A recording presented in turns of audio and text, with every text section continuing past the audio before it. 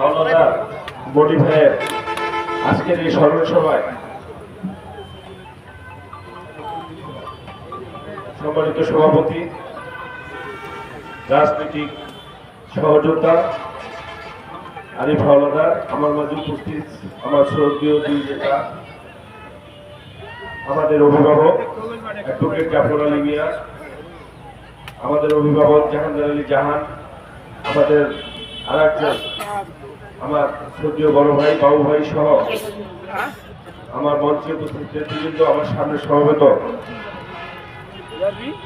রাজর টেকের ঘাটের মুরব্বী ছাত্র যুবক ভাইয়েরা, সকলকে জানাচ্ছি শুভেচ্ছা অভিনন্দন। আমরা আজকে বডি ভাইয়ের স্মরণ সভায় আমরা আজকে উপস্থিত হয়েছি। আজকে আমি মুরব্বীদের, আমাদের যিনি শামসুল হাওলাদার ভাই ছিলেন,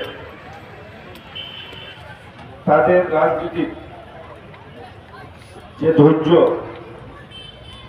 নেতৃত্বের প্রতি এবং কর্মীর প্রতি যে ভালোবাসা তারা যেটার মাদারপুরে রেখে গেছে, আমি মনে করি প্রত্যেকটি নেতা কর্মী তাদের স্মরণে রাখবেন। আমাদের এই বিএনপিকে প্রতিষ্ঠা করার জন্য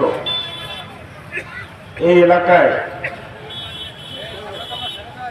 যে ত্যাগ,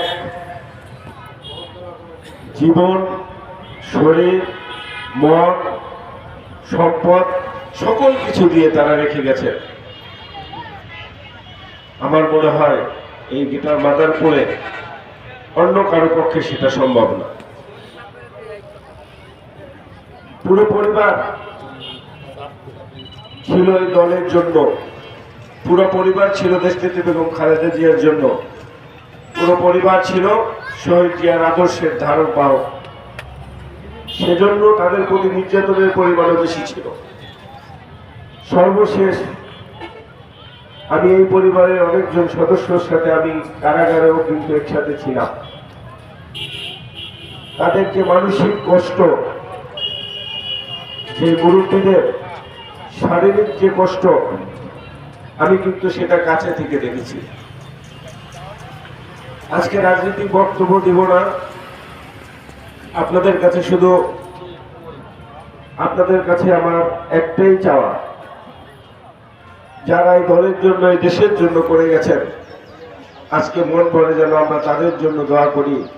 আর দোয়া করি পুরো বাংলাদেশ যার নামের সাথে জড়িয়ে আছে দেশনেত্রী বেগম খালেদা জিয়া, এই দেশের জন্য, এই দেশের মানুষের জন্য নিজের জীবনটার যিনি কখনো মায়া করেন নাই, সেই প্রিয় নেত্রীর জন্য আপনারা মন ভরে দোয়া করবেন। আল্লাহ তাআলা তাকে সুস্থ করে আবার আমাদের মাঝে রাজনীতি করার সুযোগ দান করেন। আমিন। আমরা সামনে একটি নির্বাচন, সেই নির্বাচনকে সামনে রেখে আজকে এই দোয়া মাহফিল। আমরা সকলে 17 বছর সবাই যেভাবে ঐক্যবদ্ধ থেকে এই দলকে ভালোবেসে জনাব তারেক রহমানের হাতকে শক্তিশালী করে রেখেছি, তারেক রহমানের মনোবলকে বৃদ্ধি করে রেখেছি, আমরা আগামী দিনে কখনো যেন কোনো লোভের কারণে আমরা সেই ঐক্যকে নষ্ট না করি। আমরা যেন কাউকে ছোট করে না দেখি। প্রত্যেকটি এই দলের শহীদ জিয়ার আদর্শের যারা কর্মী আছেন, প্রত্যেকটিরই কিন্তু ছোট ছোট ত্যাগ কিন্তু এই দলকে এত বড় করে রেখেছে। কেউ বিদেশে ছিলেন, কিছু টাকা, তার কষ্ট অর্জিত টাকা দিয়ে আমাদের দলকে সহযোগিতা করেছেন। কেউ দেশের বাইরে থেকে বিভিন্ন মিডিয়ায় একটু লেখালেখি করে বক্তব্য দিয়ে আমাকে উজ্জীবিত করে রেখেছেন। আবার কেউ কেউ নামাজে বসে আমাদের জন্য দোয়া করেছেন।